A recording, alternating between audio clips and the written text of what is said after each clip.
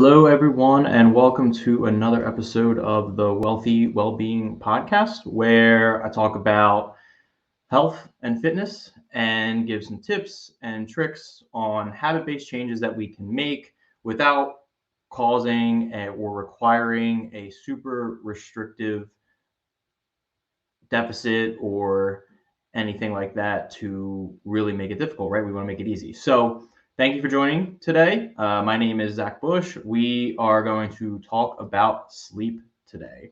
So the importance of sleep, the effects that can result from lack of sleep, the benefits of sleep, some challenges that people typically face, strategies to help increase the likelihood to sleep, to get to sleep, to stay asleep. And then, as always, we'll leave with a action step that we can take to start working on figuring out our sleep, how we can improve it if we need to improve it.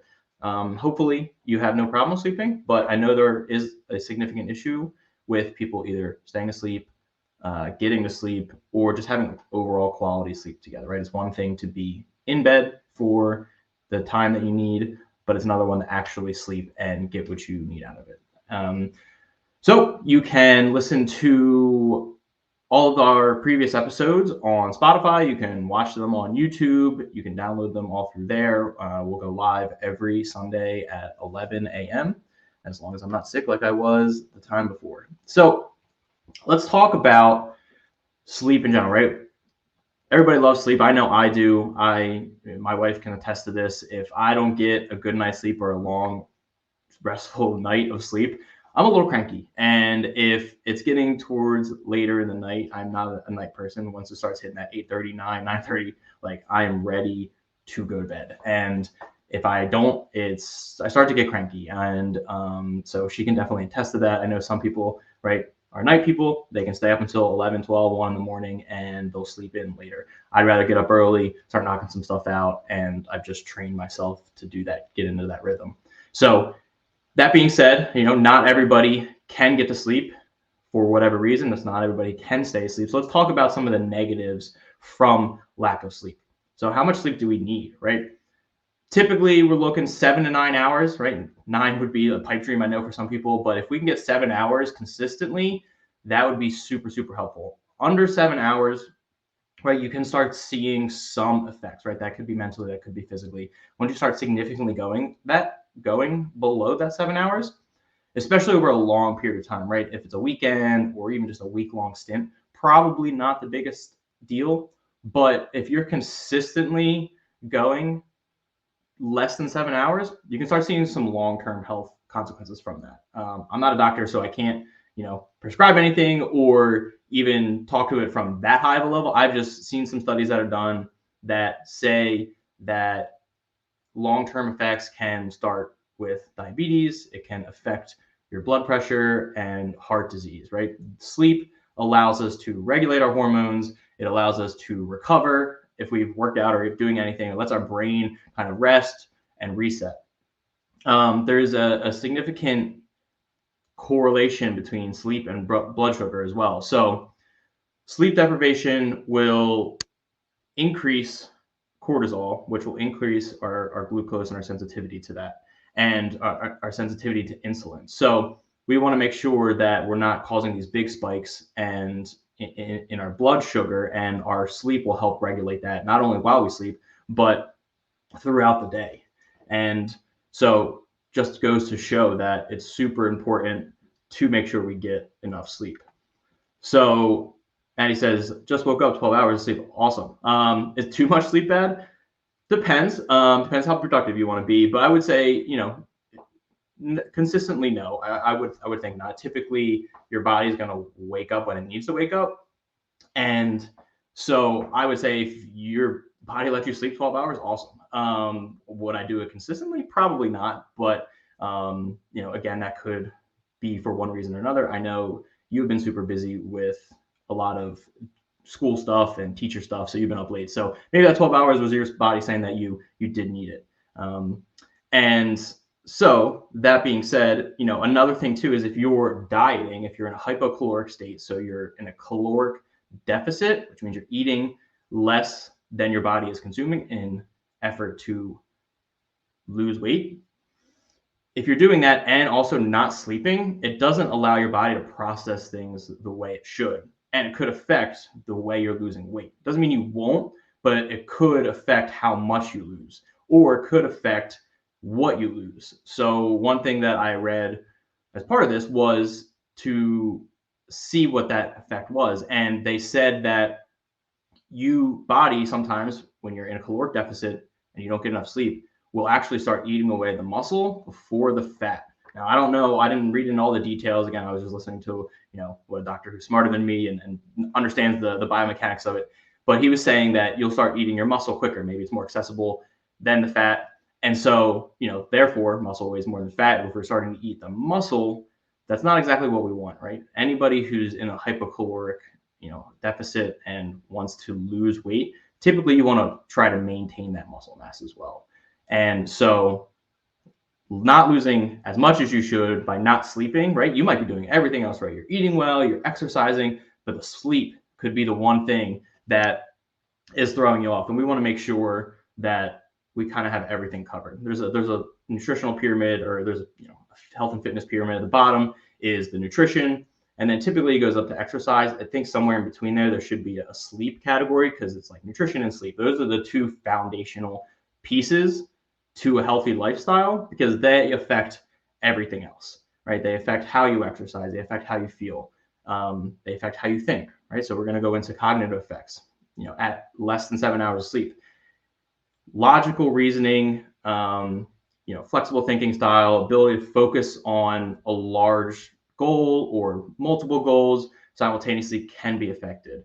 I think we've all woken up and feeling a little groggy and just brain cells aren't firing, things aren't working right, you're not thinking right. Maybe you do your morning crossword puzzle and it's just like, this should be simple and I'm just not getting it. So we've all felt what that's like just from not getting enough sleep. And these effects can be even more pronounced on monotonous tasks that we're doing, right? Folding laundry, or even doing that crossword puzzle, like doing the dishes. Like you might not realize it, but you're just not firing the way you should be. And that leads to another thing is maybe you've been in this deficit for a while, and that might not be anything that you're purposefully doing. Maybe you're getting into bed at 10 and trying to sleep until 5, trying to get your 7 hours, and it's just not happening.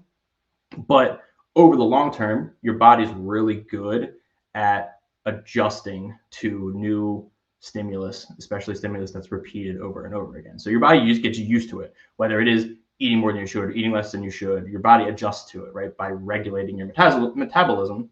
It also does that the same with anything else. So after not sleeping for a while, that cognitive function might slow down. You kind of adjust and get used to that fact. You might not even realize how affected you are by it.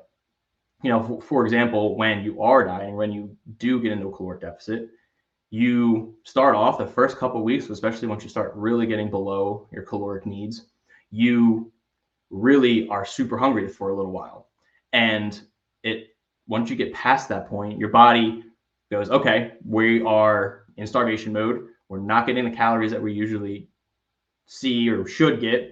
And so let's start slowing things down, right? Let's start whatever we can shut down, whatever we can limit the amount of extra metabolism that we have. It'll lower our energy, but it'll keep us from eating ourselves alive. So your body adjusts to that. And then eventually your hunger starts going down. It doesn't go away, but it starts going down. And then you get used to that. You get used to that not being hungry. And then when you hit your weight, your goal weight, you start increasing it back up and you start getting super full, super quick.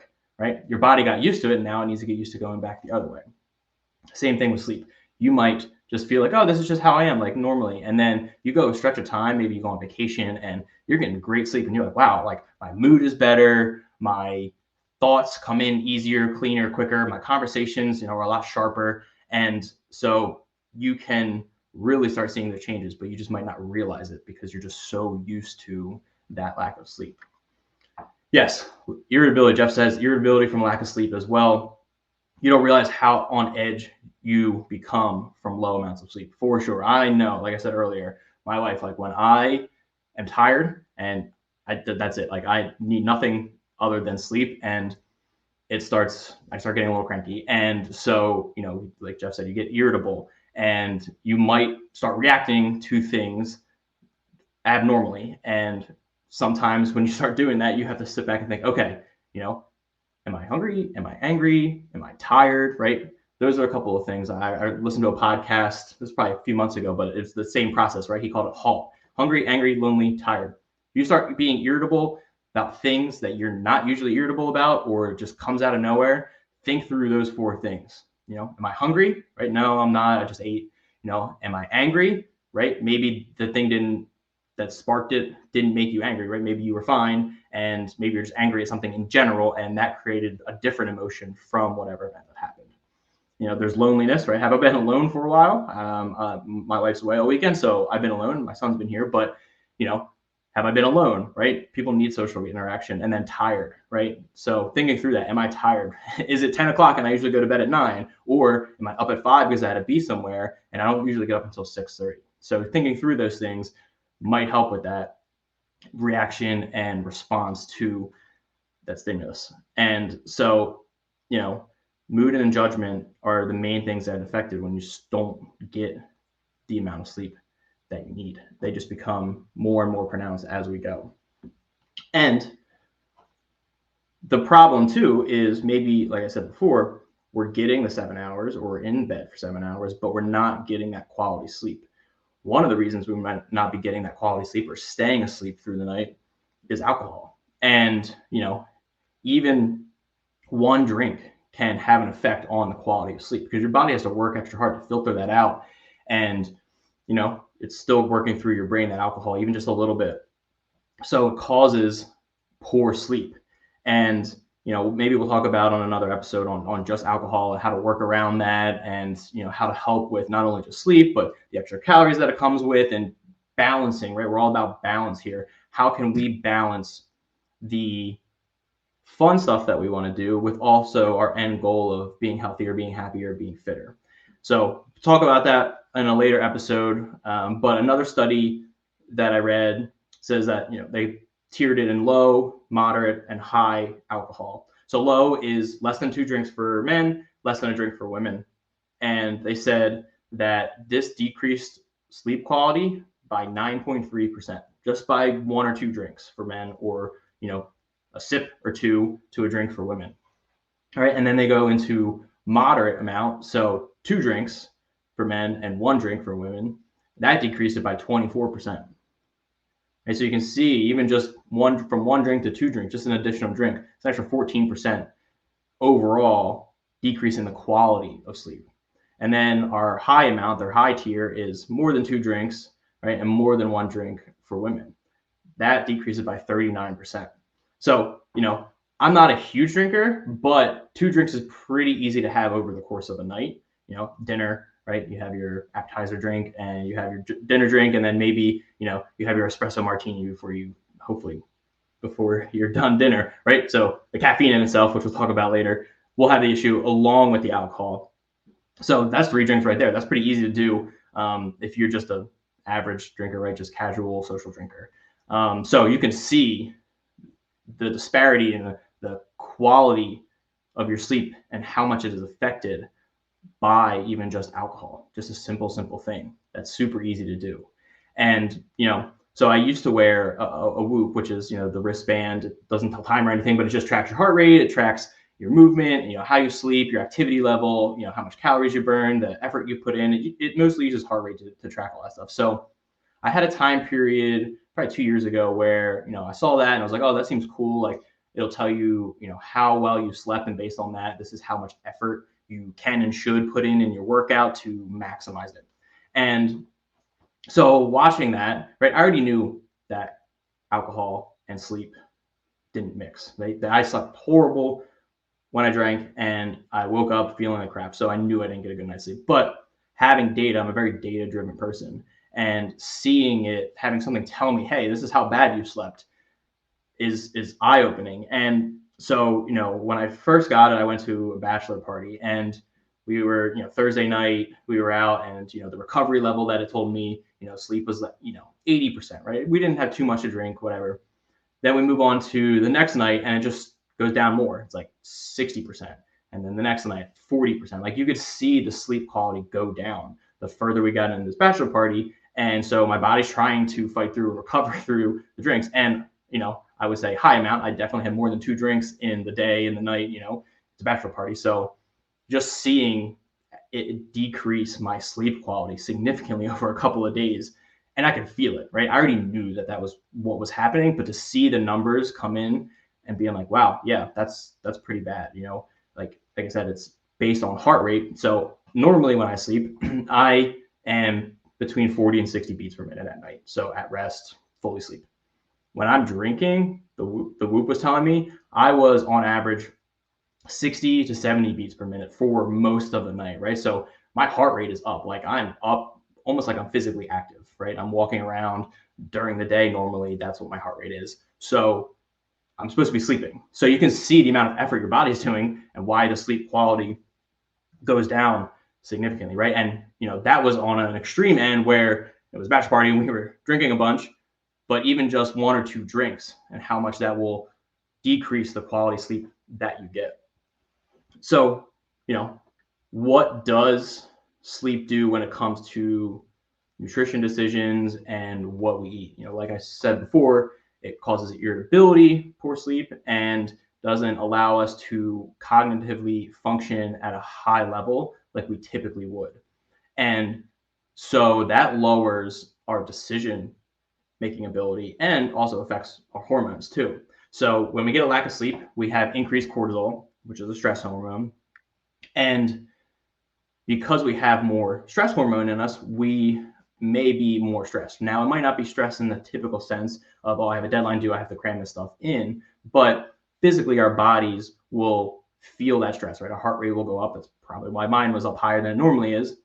And that stress physiologically might cause us to just stress eat even more. We might feel like we need to eat because we are stressed, especially if that's how you typically cope with stress. You're going to be more prone to that. And also what it does is it decreases the amount of leptin. Leptin is the hormone that makes us feel satisfied when we eat. And so therefore, if we have less of that, we are going to be less satisfied no matter what we eat. That doesn't mean we won't be able to eat whatever and however much, but a meal that would typically get us full may not. So what does that do? It causes us to eat more to feel satisfied. So, right, we already are more inclined to stress eat. We will take more food in to feel satisfied, but also we increase ghrelin hormone, which is what tells us that we are hungry.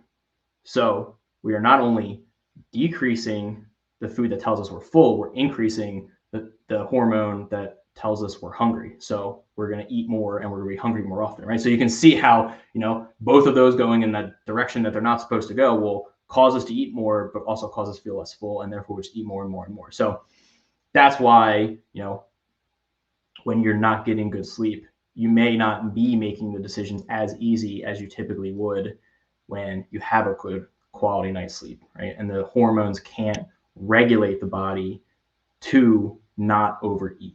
And weight loss and weight gain and just weight fluctuations are just an equation. It's how much are we taking in, how much are we burning? If we are in an excess of intake for burn, we're going to gain. If we are in a deficit of how much we're eating and we burn more than we eat, we're going to lose.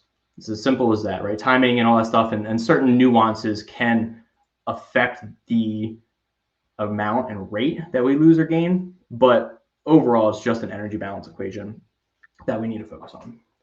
So, that's all the negatives of not getting enough sleep. I think we all kind of knew some of that stuff, but it's always good to hear and get some numbers and some percentages and some facts along with it. So, what are the benefits of sleeping? Obviously it's pretty much the opposite of all that. We have regulated hormones, so ghrelin, leptin, cortisol are all in the right amount. We get good recovery, especially if we are exercising. It allows our bodies, our muscles to recover, to be able to not be super tired for the next day, so that we can continue being consistent with our exercise, whatever that is, whether he's even just walking the dog, pushing the kids around, playing with the kids, or going to the gym, going for a run, anything like that. It will increase the amount that we burn like talked about before with the hypocaloric, it'll make sure that we are burning the right amount and regulating hormones and metabolism. And it'll put us in a better mood, right? Who has had a nice quality night of sleep and woken up in a bad mood? So if we can wake up in a positive mood, we talked about our mindset last week, how that will snowball into positive mood, positive thoughts, positive feelings, positive decisions. So obviously getting full night of quality sleep is super important. So the problem that comes with that is not everybody can do that. And different situations cause that. And that could be how busy you are at work. Maybe you have deadlines that you need to hit, or you need to work late, and sometimes you just have to get that stuff done, and it throws off your sleeping pattern. And your routine could even be interrupted, right? Especially, I have a 10-month-old son. When we first had him 10 months ago, even 6-7 months ago, right? Our routine is interrupted. He is up every few hours, and you're just not able to make that happen. And that's totally okay. And another thing that people deal with kind of with work and stress is that your thoughts can't stop going, right? If you're starting a business, or you're working on something on the side, or starting a new job, or just even in your current job, your mind, you might be thinking of all the things you have to do tomorrow, or that you didn't get done today, or something random pops into your head, and you want to get it done, so your brain starts processing through all of it. You're increasing your stress level, you're increasing your heart rate, and you're not letting yourself wind down and fall asleep. And that can cause issues if you're struggling to fall asleep. Maybe you finally get there, but then you wake up in the middle of the night and that thought pops back into your head. So that causes sleep quality issues. And then there's other things, like I mentioned, kids. Maybe your spouse snores and you either have to get up and move to the other room, or make him get up or her get up. And so the dog sleeps in the bed. Maybe the dog decides he wants to sleep on top of you, and that could be an issue. That might be not consistent issue, but it still could be something that ruins the flow of your sleep and the quality of your sleep, even just for that one night. So it's common challenges. A lot of people face the same thing. So what can we do to address those challenges? How can we work on improving sleep quality? So we can look at what happens before bed. And what we can look at too is, kids' routine. Like I said, my son's 10 months old, and we have a bedtime routine for him. We, at a certain time, we're going up to give him a bath, and we're, changing him and getting his pajamas on. We're going to read him a book, and then we're going to, give him his bottle, and then we're going to put him in the bed. So he knows that process by now. It's been done over and over again. So once that process gets started, his body starts kind of deregulating everything and gets him prepared for sleep. And not a lot of adults do that. And, obviously he doesn't have any responsibility, so it's a lot easier, but it doesn't mean that we can't structure that 20 to 30 minutes into our day and allow our bodies to deregulate itself and get ready for bed. And, I'm sure a lot of us stay up scrolling on our phone, or, we get into bed and we're scrolling through Instagram, right? That's our time to decompress, but a lot of that stuff can affect our sleep. And another thing would be that, our circadian rhythm. It is, really bad for our eyes to see that blue light after the sun goes down. And it can affect how we go to sleep and how well and easily we go to sleep. You can buy the blue light glasses that will help at least block out those lights that trigger our hormones to say, hey, the sun's up, like we should be getting ready to go and do stuff.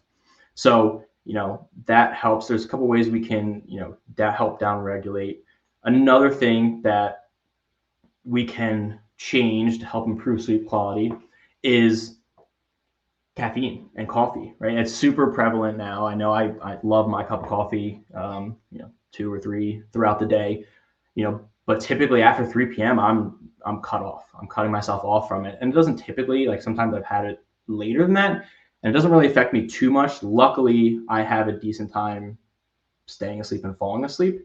I attribute that partially to exercise. I just get super tired by the end of the day. But caffeine can have a big effect. Again, I was reading some information for this, and the half-life of caffeine is about 5 to 7 hours. So if at 2 o'clock you drink a cup of coffee, about half of it will be gone anywhere from 7 to 9, depending on your metabolism and how your body deals with it. So, you will still have some caffeine in there, which affects your nervous system and stimulation of how your brain is working.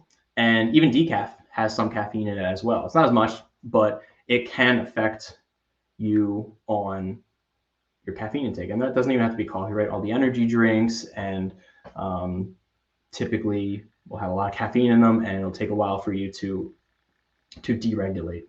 And yeah, I used to not like coffee, and I used to just, I don't know, I thought it was not bad, but I didn't like the taste of it. And so, I've adjusted to how I drink and how much I drink, and try again. I've figured out that like 2 or 3 o'clock is like the time where I stop. And that was before I even knew about the half-life of coffee or caffeine in your body.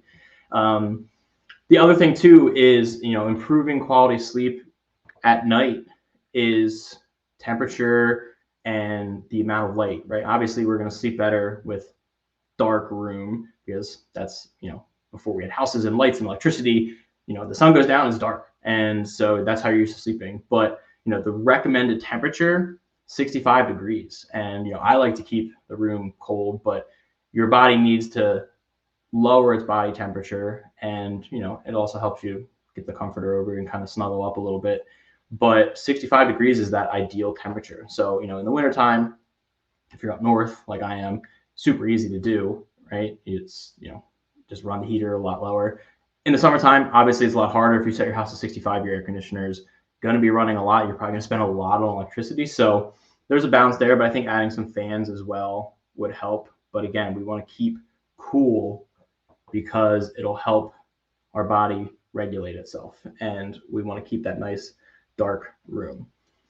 Now, I listen to the Huberman Lab podcast, which if you haven't and you like data-backed information, Andrew Huberman has a great lab. He's a Stanford professor on like neurobiology or neuroscience, and he goes through and he reads all the studies on whatever topic he's talking about, and he just analyzes them and he looks at them, he talks them, and what he does too is he takes everything from that super high level understanding, right? He's a PhD doctor, and he dumbs it down for people like me who is like, I don't like all the technical stuff, no thanks. But he dumbs it down and kind of explains it in a non-biased way. He just said, here's the data, here's what I'm going with, here's the things that I recommend based on this data. So very data driven. It's not emotion driven, it's not political driven. It's just, here's what I'm reading, here's what I'm seeing, here are my thoughts on it. So he goes through some protocols on how to help with sleep and help with circadian rhythm. One of them is making sure we get that bright light during the day. So he recommends getting that bright light 30 to 60 minutes from the time you wake up. And that's 10 minutes outside, with the sun shining down. Doesn't mean look directly into the sun, but if we get up and go outside, I try to take my dog for a walk in the morning. If we get 10 minutes of that bright light, that tells our body, our hormones to start waking up, start getting going, and it helps keep that circadian rhythm going. And then, if it's overcast, he says double it, make it 20. And then if it's really, really overcast, super cloudy, rainy, right, make it 30 minutes. And, not all of us have time to be able to go outside for 30 minutes right when we wake up. And so he recommends, turning on the lights, the bright lights and all that stuff, especially overhead lights. It's not ideal, but it'll work in a pinch, especially if you're somebody who, like me, who wakes up before the sun is typically up, except for maybe the summertime. So that, again, helps that circadian rhythm, right? Before we had all the electricity and lights and this artificial stuff, we, lived in caves and huts and didn't have any of that stuff. So when the sun went down, our bodies went to sleep because we couldn't do anything else. So he also recommends to do that, at evening, right before the sun goes down, take a walk. And again, that'll kind of help our bodies to recognize and our hormones to recognize that, all right, it's becoming nighttime and you start down regulating. Another thing on that is the Hatch nightlight. We have one of those. It's a white noise machine, but it has different stages, and you can set it in your bedroom, and it'll start with a light and slowly fade it down, and then it'll go into a white noise if you want it to. And then it does this opposite if you want for an alarm. 30 minutes for your alarm, it'll slowly turn that light on. So it is an artificial way to ease in to sleep and then ease out of sleep as well. So it's just a side note. I really like having that. And then the white noise at night is super awesome. Another thing he says is to be consistent with the time that you wake up and go to bed. And again, your body wants consistency. It'll adjust to whatever you're doing consistently. But if we can make it consistent, that's going to be the best, right? I go up to bed at 9:30, and I'm up at 4:30, 5 o'clock pretty consistently. And when I have to throw that off, I get poor sleep, or I wake up less rested. So doing that consistent sleep and wake times is super helpful. And then if you know you're going to have times where it adjusts, where you're going to need to wake up earlier or go later, try to adjust it slowly, right? It's not always possible, but 15-minute increments, trying to adjust it that way. And so when it comes to sleep disturbances, insomnia, anxiety about sleep, there are some sleep hypnosis apps, some guided meditations. Yes, Seth, guided meditations. People use them. He calls them the NSDR protocol. Forget what it stands for, but if you search that, he has one that is a guided meditation. There's also a bunch on YouTube that you can listen to. It just changes depending on voice and even accent. But that will help too, because it helps your mind focus on that. And he did a study on it. He calls it the NSDR protocol, and it just lowers the heart rate, or gets the heart rate into at least a consistent rhythm. And that's something that helps people. Just again, if your mind's racing, it helps you regulate and deregulate your body to get ready to sleep, which I think more often than not, people struggle getting to sleep than necessarily staying asleep. So if you use something like the NSDR protocol, he calls out the Reveri app. That is Reveri. I've never used it, but it's kind of similar thing. Yeah, Balance app is good, and then Mindfulness. No, I forget what it's called. There's another one that I used to use that was guided meditations as well, and they're just like a soothing voice with a little story that goes along with it. So you're focused on the story rather than necessarily all of your thoughts that are piling in from the day before or the day that you have coming up potentially. So I mean, that's the most important part, I think, is what is your nighttime routine. Mine is pretty consistent. Like I said, I'm up, going up to bed at 9:30. I'm brushing my teeth, taking my contacts out, doing all that stuff, and then I get into bed and I read a book on my Kindle, right? And it's usually a fiction book, because the nonfiction stuff sometimes either puts me to sleep too quick, right? I read like half a paragraph and then I'm asleep, or I don't retain that information as much, because I typically read until I am literally falling asleep. So I'll typically read a fiction book that doesn't take a lot of extra brain power or anything like that. It's just kind of fun. Keeps me from thinking about whatever I needed to do and didn't get done, or that I need to do the next day, to get just, again, kind of like that guided meditation, just focus on something else that's not stressful, that's fun, that's relaxing, and helps you kind of ease into sleep. So that's typically what my routine looks like. So, not that you have to copy it, but that's what I want our action step to be for this week, is to think about our bedtime routine. If you have one, what does it currently look like? What is the timing? What time do you head up to bed? What are you doing when you go upstairs? What are you doing when you get into bed? And just keeping track of that. Are you on your phone a bunch? Are you watching TV? Are you playing video games, right? When I play video games, I usually take a little bit of time after to get my heart rate back down, right? As silly as it sounds, things can get a little intense in the game, and you don't even realize it sometimes until I'm laying in bed, like completely wide-eyed, ready to go, because my adrenaline is pumping from whatever happened.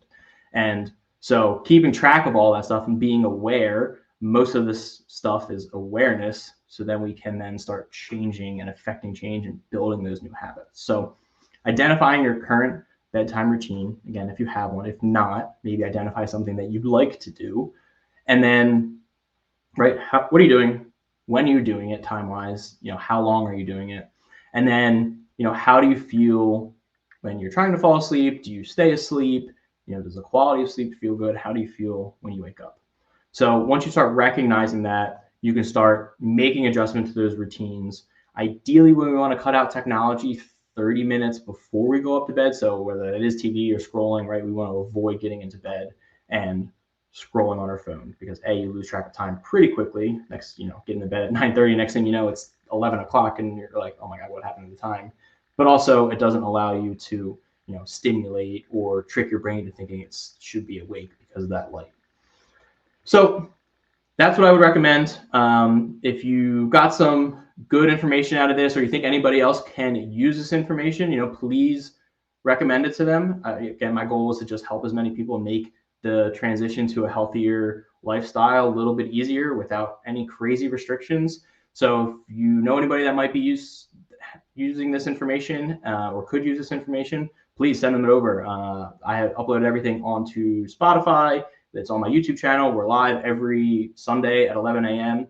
So I thank everybody for joining me. If you need anything at all, DM me on Facebook, Instagram. I am happy to help answer any questions, whether it is sleep or mindset or fitness, nutrition, again, anything at all. Please let me know. I just want to be a resource to help you guys out.